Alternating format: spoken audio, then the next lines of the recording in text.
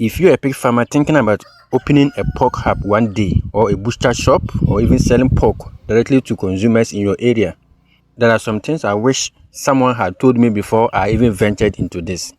When we started our own pork processing and sales business, I thought the difficult part would be maybe raising the pigs. The real challenges started when we began processing and selling the pork directly to customers. The first lesson is people management may become your biggest headache. Many of us assume that once we hire the workers, our problems are solved. That is not how it works. What I discovered is that nobody will care about your business the way you do. Your workers may care about their salary and their wages and their own welfare. Your customers may also care about getting a good deal from you, more pork for a lesser price. But very few people will think about protecting your profit, reducing waste, or even growing the business with you.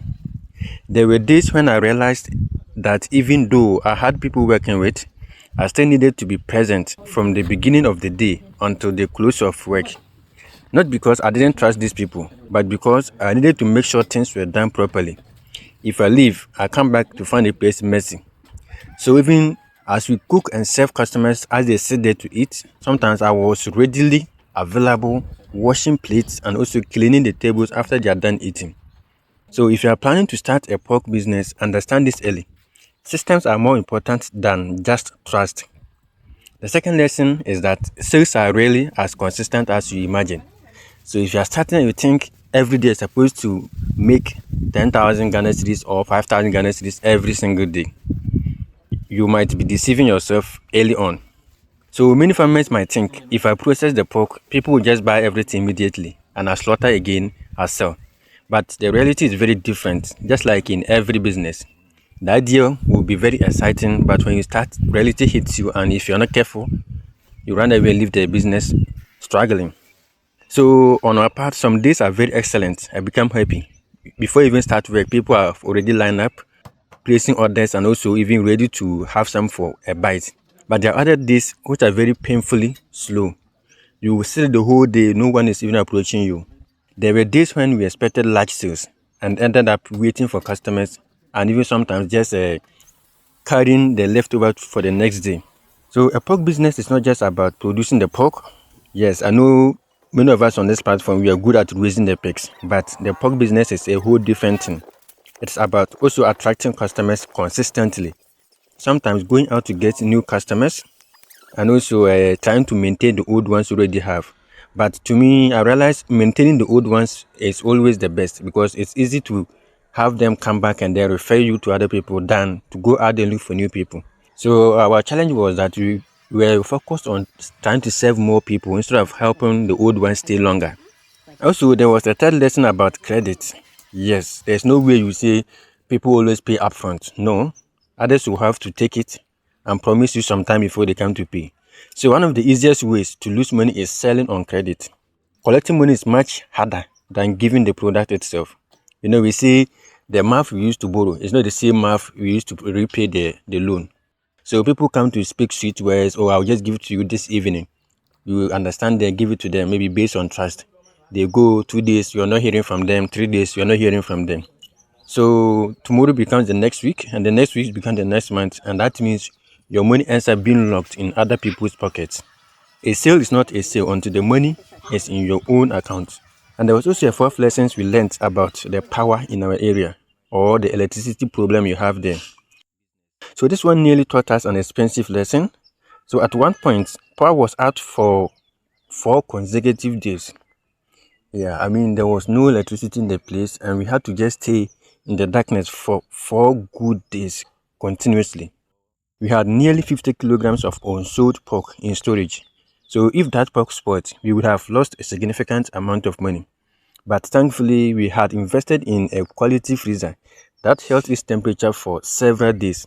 So even on the 5th day, we still had our stock intact because it has already frozen.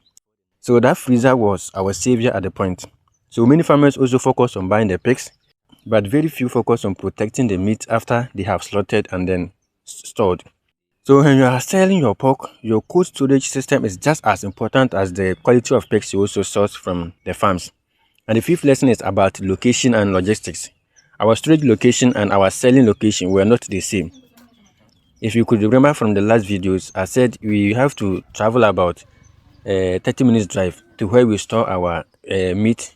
So that also created additional work, transportation cost, planning, and also the stress we went through. Sometimes you finish slaughtering, and as you begin to transport them, it starts raining heavily and the roads are not also good. That means stress, and you're also wondering whether the meat can even stay overnight before they go bad. But we also had a sixth lesson that surprised me the most. Do not start because you think your friends, family, or people close to you will support you. So from that day, I said, if I discuss an idea with a friend, a potential customer, and the person says, oh, it's a good idea, the best thing I will do is I'll have them invest maybe their time or energy or even their money in it. If they do, I know it is actually a good product for them. But if you just say your idea and they back you up without offering anything or sacrificing anything on their part, you are just gambling. So do not start because you think family and friends or close ones will support you. Many people told us they were excited about the business. Many said they would buy from us. Some never bought at all. Others bought elsewhere. That's not because they hate us. It's just the reality. When we started, we were focusing on serving the local community. But as time went by, we realized that the local community was not our market. We needed to shift our focus and then be able to even price better. Because even the local community, we reduced our price, yet they were still complaining. But when we shifted our focus to the main customers now we are serving, everything started moving on smoothly for us. So for me, I would say if you want to build something like this, you build for paying customers, not based on promises. Your customers are not necessarily the people closest to you. They are the people who see value in what you're offering. Yes, that's value in what you're offering. If they don't see any value in it, there's no way they'll come to you. And finally, understand this. Processing and selling pork is a completely different business from raising the pigs. Pig farming teaches you animal management and maybe a little bit of science around animal production, but a pork hub teaches you customer service, marketing, sales, inventory, electricity management, staff management, food safety, and also cash flow management in this regard. So you don't simply become a pig farmer who sells pork, you become a business owner managing many moving parts. But if you ask me, do I regret ever starting the pork hub?